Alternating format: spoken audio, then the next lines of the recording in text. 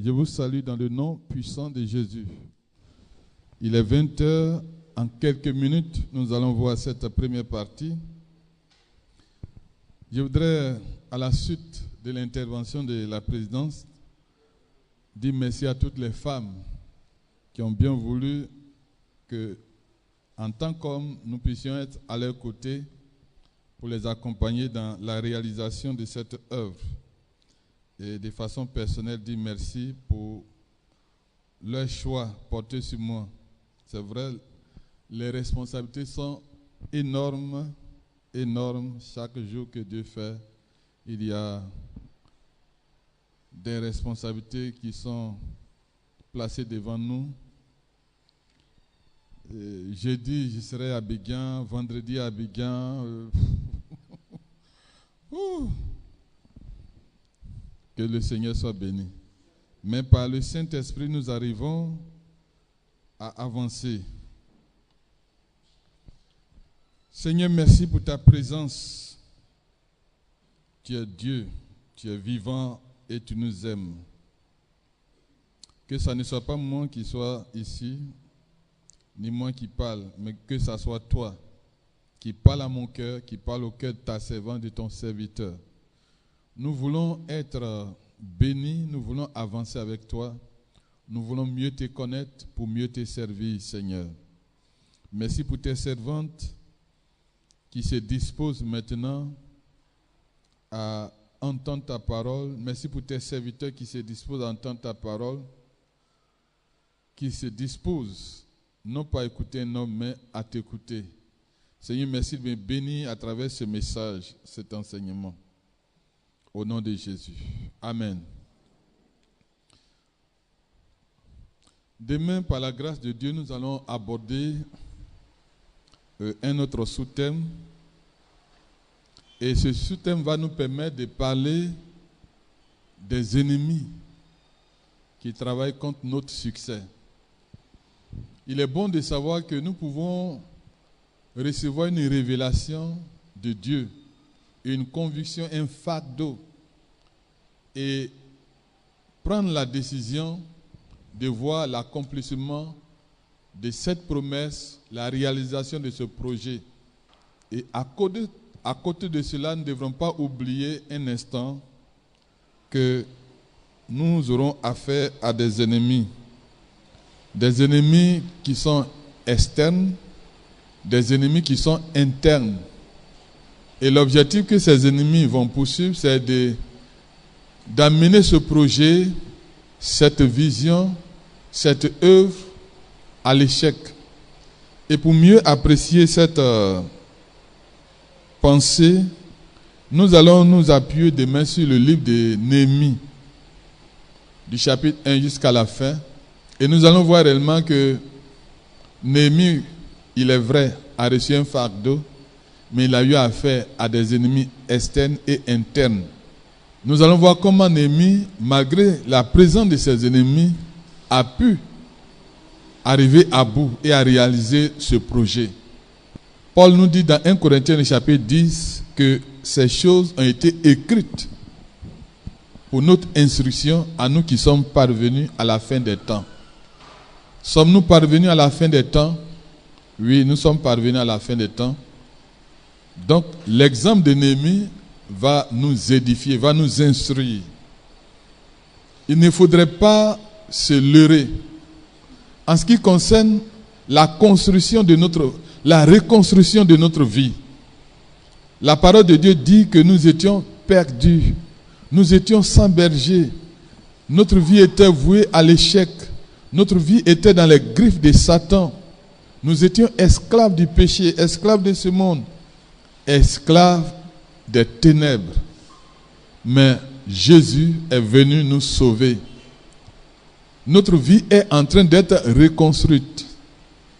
Nous sommes en reconstruction. Comme Néhémie est allé à Jérusalem pour reconstruire la muraille, notre vie aussi est en train d'être reconstruite. L'œuvre à laquelle nous avons été appelés, c'est une œuvre à bâtir. Mais nous aurons toujours affaire aux ennemis externes et internes. Demain, nous parlerons de cela. Alors le dimanche, nous avons abordé le thème, nous l'avons introduit. Le thème en question est celui-ci: à tes résolutions répondra le succès. Et cela a été tiré du livre de Job, le chapitre 22, le verset 28. Et nous avons fait ressortir le dimanche que cette affirmation présentait des faiblesses. Elle présente des faiblesses et nous nous rendons compte que c'est une réalité si nous situons cette affirmation dans le contexte général des Écritures saintes. Parce que ce ne sont pas toutes les résolutions prises qui aboutissent forcément au succès. Nous avons dans notre monde une institution qu'on appelle l'ONU. Ils prennent des résolutions contre des États. Mais ces résolutions n'aboutissent pas. Souvent, ce n'est pas applicable. Et ce n'est pas aussi appliqué. Dans notre vie de tous les jours, nous avons pris des résolutions, malheureusement, qui n'ont pas abouti. Cependant, cette affirmation, chers frères et sœurs, peut être expérimentée et devenir une grande source de bénédiction si elle prend en compte la pensée de Dieu, la pensée qui ressort de la parole de Dieu. D'abord, la nouvelle naissance. La nouvelle naissance. Jésus a pu dire à Nicodème, qui était un homme de la loi, un homme expérimenté, un homme qui connaissait la loi de Dieu, un docteur de la loi. Jésus lui a dit, si tu n'es né de nouveau, tu ne peux entrer dans le royaume de Dieu. Jésus était en train de lui dire que toute expérience avec Dieu commence par la nouvelle naissance. C'est à partir de la nouvelle naissance, c'est à partir de notre vie régénérée, recréée par la puissance du Saint-Esprit, que nous pouvons faire des expériences avec Dieu. Toute personne désireuse d'expérimenter cette affirmation se doit d'être d'abord régénérée par l'action du Saint-Esprit. Ça, c'est un fait. C'est un point de départ. Et nous ne pouvons pas aller contre cela. Nous ne pouvons pas nous débarrasser de ce point et puis prétendre, n'est-ce pas, appliquer cette affirmation. Ensuite, nous devons accepter la direction que le Saint-Esprit veut donner à notre vie. La parole de Dieu est claire là-dessus. L'homme a dans son cœur beaucoup de projets, mais le dernier mot appartient toujours à Dieu. C'est Dieu qui conduit nos pas. C'est Dieu qui conduit notre pas.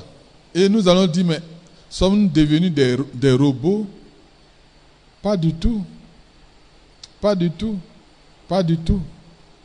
Ce que Dieu fait pour nous, en nous dirigeant, c'est ce qu'il y a de mieux pour nous. De meilleur pour toi. Après cela, nous devrons admettre que c'est Dieu lui-même qui crée en nous le vouloir et le faire. Nous pouvons avoir des projets dans le cœur, mais toujours est-il que le mot de fin appartiendra toujours à Dieu. C'est Dieu qui crée en nous le vouloir et le faire. C'est Dieu qui nous donne les bonnes dispositions. Quand je suis arrivé ce soir, autour de 17h30, le Saint-Esprit m'a dit, avant de commencer, il faut procéder de cette façon, c'est-à-dire annoncer le sous-thème que nous allons développer demain. Moi, je n'ai fait qu'obéir à ça. Et ça m'a amené à comprendre que c'est une autre façon de communiquer, d'anticiper, de créer la soif, le désir de savoir. Donc je mets de l'eau à votre bouche. Et qui a fait ça? C'est le Saint-Esprit qui m'a orienté. qui m'a donné cette façon de faire. Et je pense que c'est bien vu et c'est bien dit. Chers frères et sœurs, nous devrons aussi reconnaître que sans le Saint-Esprit, il nous sera difficile de plaire à Dieu et de faire quelque chose qui puisse aboutir. C'est pour cela que nous devrions, dans tout ce que nous faisons, nous entreprenons, impliquer Dieu. La parole de Dieu nous dit, si l'Éternel ne bâtit la maison, ceux qui travaillent en vain.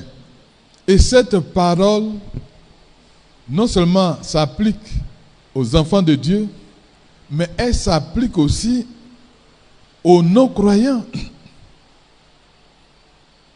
Et nous le voyons dans la vie de tous les jours, ceux qui n'associent pas Dieu à leur projet, à ce qu'ils décident de faire, nous voyons que ça ne marche pas. Les nations qui n'associent pas Dieu,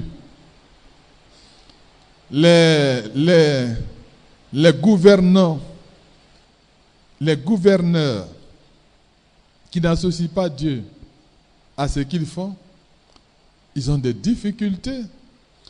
Un jour, il y a un qui disait comme ça, quand on lit la parole de Dieu, on voit réellement que les grands hommes d'État ont réussi, ils ont été grands hommes d'État parce qu'ils ont associé Dieu à ce qu'ils faisaient. Donc, ils ont voulu qu'on prie pour que Dieu les aide. Mais ils ne sont pas nés de nouveau. Et vous savez que Dieu ne partage pas sa gloire avec les idoles, même avec les hommes. Nous devrons impliquer Dieu dans tout ce que nous faisons. Enfin, nous devrons admettre que le Saint-Esprit parle. Le Saint-Esprit parle. Ça n'a rien à voir avec ce qu'on dit. Dieu m'a dit matin, midi, à 16h, 18h, 20h. C'est pas ça. Hein? Le Saint-Esprit ne parle pas comme ça. Le Saint-Esprit ne parle pas comme ça. Mais il parle. Et quand il parle, ce qu'il dit, si nous obéissons à ce qu'il dit, on voit les résultats. Mais Dieu m'a dit, on croit et on ne voit rien, ce n'est pas le Saint-Esprit. C'est pourquoi, chers frères et sœurs, nous devrons discerner la voix du Saint-Esprit parmi 1000 autres voix et lui obéir. Voilà l'exercice délicat auquel nous sommes souvent soumis. Comment reconnaître la voix du Saint-Esprit parmi tant d'autres voix? La voix de la chair, la voix de l'ennemi, la voix de nos pensées. Comment reconnaître la voix du Saint-Esprit parmi ces autres voix? Au risque de croire et de se retrouver dans des illusions, je veux te dire ce soir que le Saint-Esprit parle. Le Saint-Esprit parle. Et quand il parle et que nous croyons à ce qu'il a dit et que nous obéissons à ce qu'il nous demande de faire, il y a toujours des résultats. Il y a toujours des résultats. Mais le Saint-Esprit ne parle pas le matin, à 10h, à midi, à 16h, à 18h, à 22h. Non. C'est pas comme ça qu'il parle. Il parle pour répondre à un besoin. Il parle pour donner une orientation. Il parle pour révéler. C'est cet ensemble de dispositions qui fera que toute décision prise à la suite d'une révélation divine donnée, que Dieu donne, cette décision alors pourra se concrétiser, se réaliser. À tes résolutions répondra le succès. Pourrait être donc expérimenté dans nos vies. Nous pourrions donc l'expérimenter. Et ça va être une source de grande bénédiction. Une source de grande bénédiction pour notre vie. À tes résolutions répondra le succès. Je prends une résolution à la suite de ce que le Saint-Esprit m'a dit. Je prends une décision à la suite de ce que Jésus m'a dit. Je prends une décision à la suite de ce que la parole de Dieu me dit. À part de ce moment-là, chers frères et sœurs, nous pouvons avoir du succès. Nous pouvons nous attendre à des résultats. À des résultats. Alors le premier point va concerner la définition des thèmes résolution et succès. Nous allons donc définir ces deux thèmes.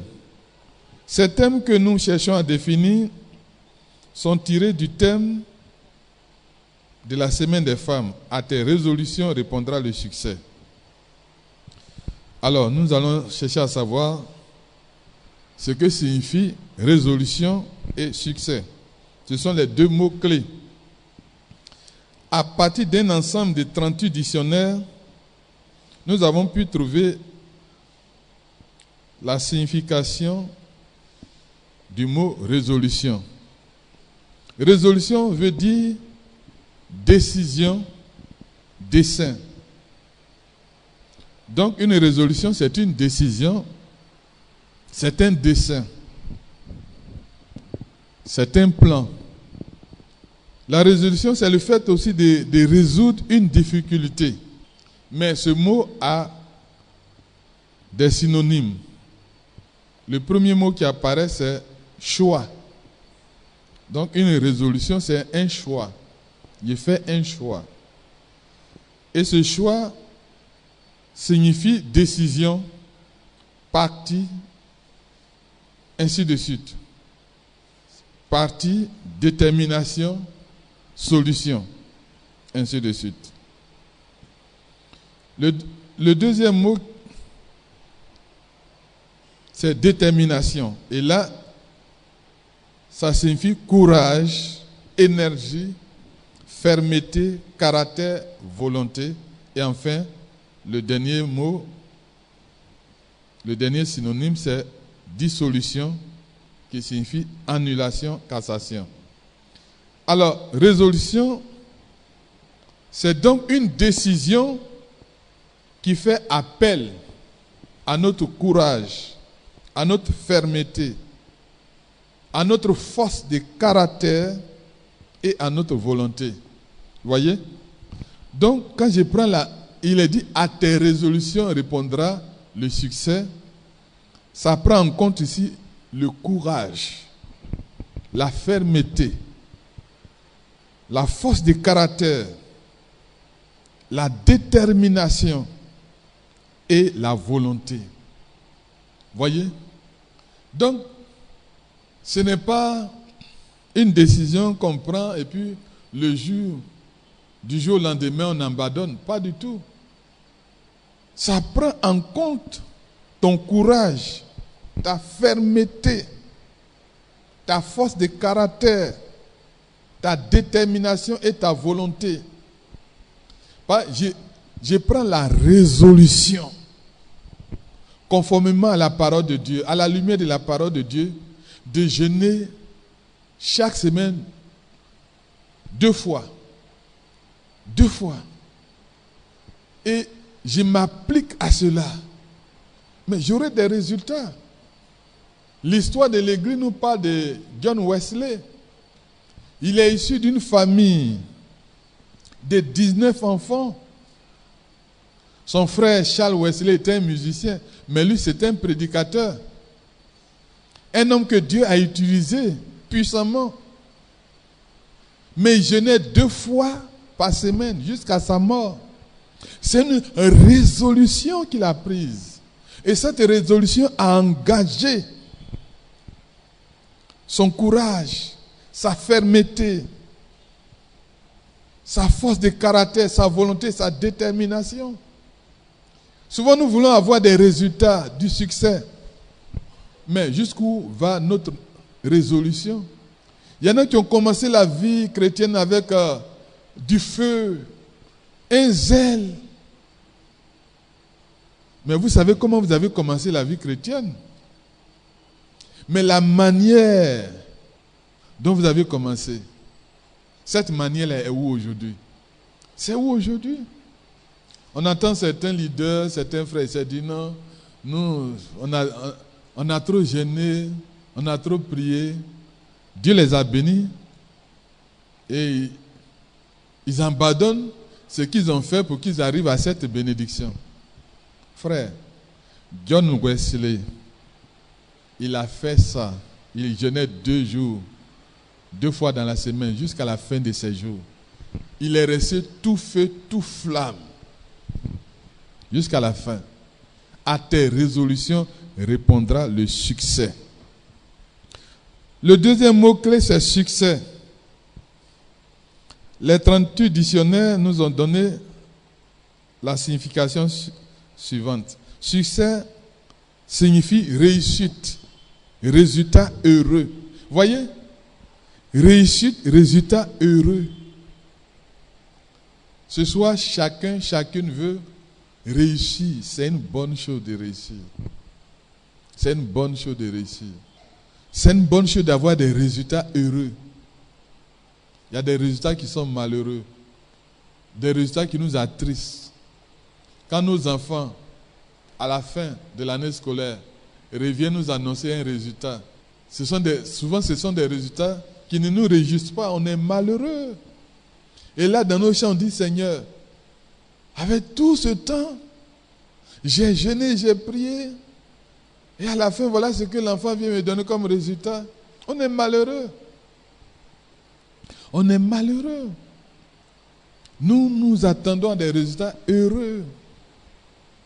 Et c'est une bonne chose. Et Dieu aime ça. Mais il dit, à tes résolutions répondra le succès. Le succès. Il ne faut pas relâcher. Dans le jeûne et la prière, dans la méditation de la parole de Dieu, ne relâche pas dans ce que tu as fait pour que tu sois ce que tu es aujourd'hui. Continue comme ça jusqu'à la fin. Un jour, j'ai dit à quelqu'un, le jour où il a cessé de jeûner, c'est que je suis couché dans un cercueil. C'est tout. Je ne peux pas dire, ah non, maintenant où je suis arrivé là, ça va. Le chemin est long. Le chemin est long, la route est encore devant. Jésus n'est pas encore revenu me chercher. Je dois rester ferme, déterminé dans mon engagement. Lorsque nous étions ce vendredi à la veillée du doyen Aka, il y a une de nos filles, elle est aujourd'hui à Biguin, elle m'a approché et m'a dit, vraiment, elle est bénie Dieu parce qu'elle voit réellement que j'ai gardé toujours la même ferveur, la sensibilité, Saint-Esprit. Voyez? Elle est venue me dire ça. Mais elle ne sait pas comment j'ai fait. Je n'ai pas dit voilà comment j'ai fait, mais Dieu sait comment j'ai fait. Parce que, chers frères, je n'attendez pas à ce que des frères qui vous ont connus il y a 10 ans, 5 ans en arrière viennent vous dire, frère, André, ton zèle là, ça diminue. Hein. Ce n'est plus comme avant. Hein. Frère, à tes résolutions répondra le succès. La décision que tu as prise dans ta vie de t'engager avec le Seigneur, ne relâche pas. Ne relâche pas malgré les ennemis externes, internes. On verra ça demain. Reste déterminé. La parole que le Seigneur a dit sur ta vie, est-ce qu'elle s'est accomplie? Est-ce qu'elle a fini de s'accomplir? Pas du tout. Est-ce que Dieu t'a dit qu'il a arrêté de te bénir? Pas du tout. Pas du tout. Continue. Alors, ce mot succès a des synonymes. On a réussite, d'abord réussite qui apparaît, qui signifie triomphe, victoire, couronnement, gain, bonheur, prospérité, fortune, exploit, performance, prouesse. Et puis ça veut dire aussi, ça parle de mode qui nous renvoie à vogue, ce qui est en vogue. Alors, ce qu'on peut retenir, c'est que le succès, c'est une réussite qui est évidente à travers la prospérité. Ça peut être la prospérité spirituelle, morale, matérielle, financière, professionnelle. qui met en évidence la prospérité, l'exploit, la victoire dans le combat, le triomphe sur les ennemis, le gain et le bonheur, etc. Voyez, quand on parle de succès, de réussite, c'est ça. C'est quelque chose qui est évident aux yeux de tous. Quand quelqu'un réussit, on le voit. Ça peut être au plan spirituel. On voit la vie du frère et de la sœur. Il prospère, elle prospère. Ça peut être matériel, financier, professionnel. La victoire. On voit vraiment un combat. Et puis à la fin, il y a la victoire. Ça, c'est la réussite, c'est le succès. C'est le succès. Il est dit, vos ennemis vont vous combattre. C'est une évidence. Ce n'est pas une vérité d'Appalis. C'est la vérité. Mais ils ne pourront pas vous vaincre. Tes ennemis vont te combattre, mais ils ne pourront pas te vaincre. Tant que tu seras résolu, tant que tu garderas la foi en Jésus. Nous le verrons plus tard. Dans cette marche, nous pouvons tomber, mais si nous sommes déterminés, nous allons nous relever pour continuer la marche. Chers frères et sœurs, dans cette marche, nous pouvons être vaincus, nous pouvons échouer, mais si nous sommes déterminés, nous allons nous relever et continuer la marche. Il n'est pas dit qu'en tant qu'enfants de Dieu, nous n'allons pas succomber. Il n'est pas dit qu'en tant qu'enfants de Dieu, nous n'allons pas connaître d'échecs. Pas du tout. Mais si tu es résolu, malgré l'échec, malgré cette chute, tu te relèves et tu continues. Simon-Pierre est tombé, mais il s'est relevé, il a continué, il a été le premier et le grand prédicateur de la Pentecôte. C'est cela. Je suis déterminé. J'étais perdu. J'étais un adorateur de Satan, des idoles, des démons. Mes nuits étaient blanches. Je ne connaissais pas la paix du cœur. J'étais tiraillé nuit et jour. Mais un jour, le Seigneur a frappé à la porte de mon cœur. J'ai donné ma vie à Jésus. Il a changé ma vie. Mais quand je vois ça, là, le monde ne peut pas me donner ça. Même si il échoue quelque part, je me souviens, je me relève, je continue la marche. Parce que le Dieu que je sers, il est le Dieu du pardon. Il est le Dieu qui nous en relève. Chers frères et sœurs. Et Paul a dit, je traite durement mon corps pour ne pas être rejeté après avoir prêché l'évangile. Frère,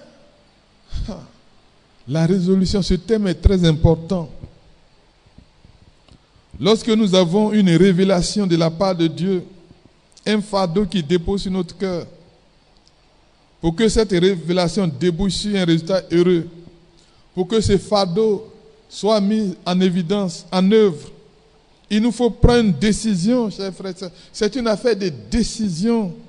Et cette décision engage notre courage, l'énergie mentale, la fermeté, le caractère, la force du caractère, la volonté.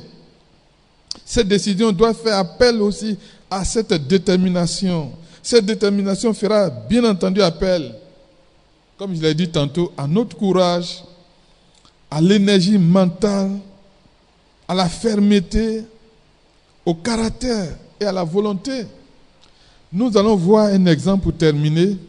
Et nous voyons cet exemple-là dans la vie des jeunes hommes, de Daniel et de ses amis, ses trois amis. C'est formidable, chers frères et sœurs. C'est formidable. Daniel chapitre 1, le verset 2 à 20, nous prenons cela. C'est vraiment formidable. Daniel chapitre 1, le verset 2, il est dit, Le Seigneur livra entre ses mains Joachim, roi de Juda, une partie des ustensiles de la maison de Dieu.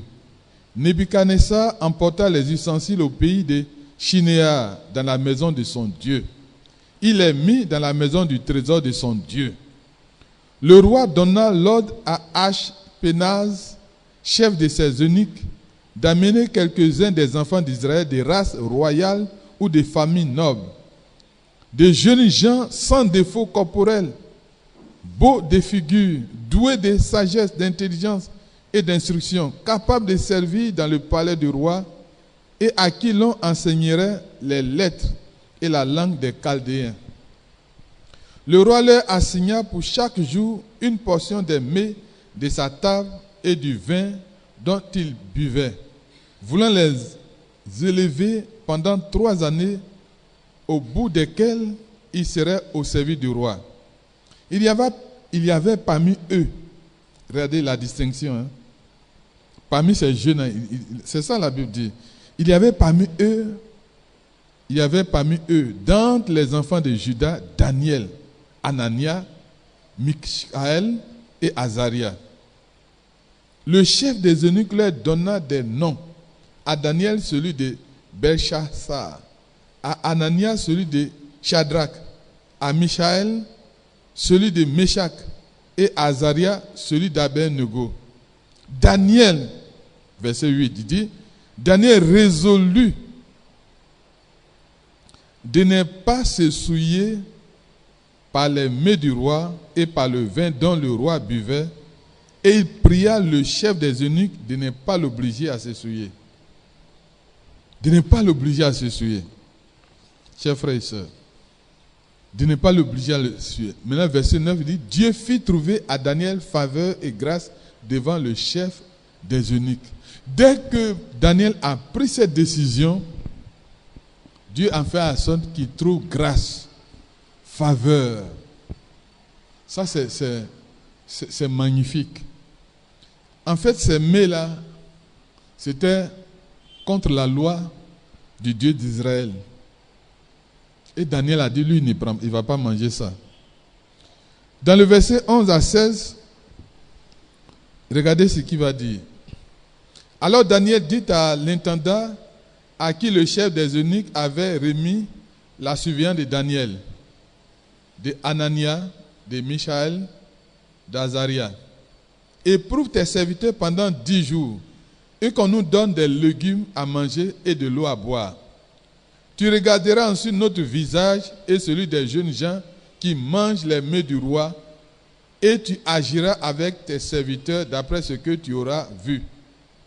Il leur accorda ce qu'ils demandaient et les éprouva pendant 10 jours.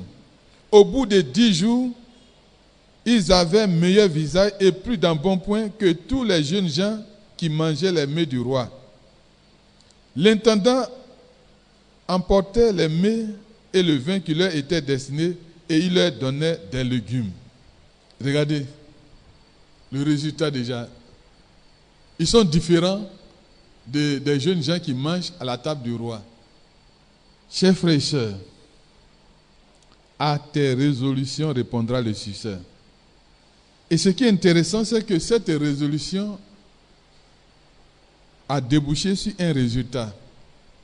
Et nous voyons cela dans le verset 17 à 20. Dieu accorda à ces 4 jeunes gens de la science, de l'intelligence, dans toutes les lettres, et de la sagesse. Et Daniel expliquait toutes les visions et tous les songes. Au thème fixé par le roi pour qu'on les lui amena, le chef des eunuques les présenta à Nebuchadnezzar. Le roi s'entretient avec eux et parmi tous ces jeunes gens, il ne s'en trouva aucun comme Daniel, Anania, Michaël et Azaria. Il fut donc admis au service du roi. Sur tous les objets qui réclamaient de la sagesse et de l'intelligence, et sur lesquels le roi les interrogeait, il les trouvait 10 fois, alléluia, 10 fois supérieurs à tous les magiciens et astrologues qui étaient dans tout son royaume. Voyez, chers frères et sœurs, ce que cette résolution a produit comme résultat de l'intelligence. D'abord, ils sont distingués. Ils sont distingués. Notre vie avec le Seigneur, c'est pareil. Le Seigneur nous a sauvés. Comment vivons-nous notre vie? Il y en a qui vivent leur vie sans être consacrés à Dieu. Sans être consacrés à Dieu. Ils vivent la vie chrétienne de tout le monde.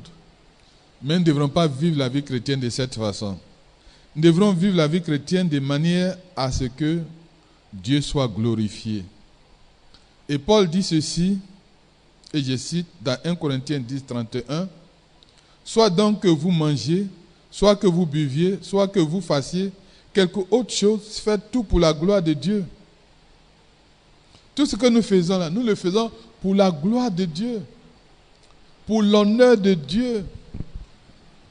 Ne regarde pas comment ton frère vit sa vie chrétienne. Si ton frère vit la vie chrétienne de tout le monde, c'est-à-dire une vie chrétienne qui est acceptable par le monde, c'est une vie de compromission, une vie qui est faite de compromission, une vie qui est dépourvue d'intégrité, de fidélité, de sainteté. C'est une vie qui réunit le Seigneur, qui n'est pas la vie de ce frère, de cette sœur ne parle pas de Jésus dans son milieu. La vie de ce frère n'est pas une lumière, n'est pas le sel, n'est pas cette ville qui est bâtie sur la montagne. Mais ce soir, le Seigneur t'invite à prendre des résolutions. Comme Daniel et ses 3 amis.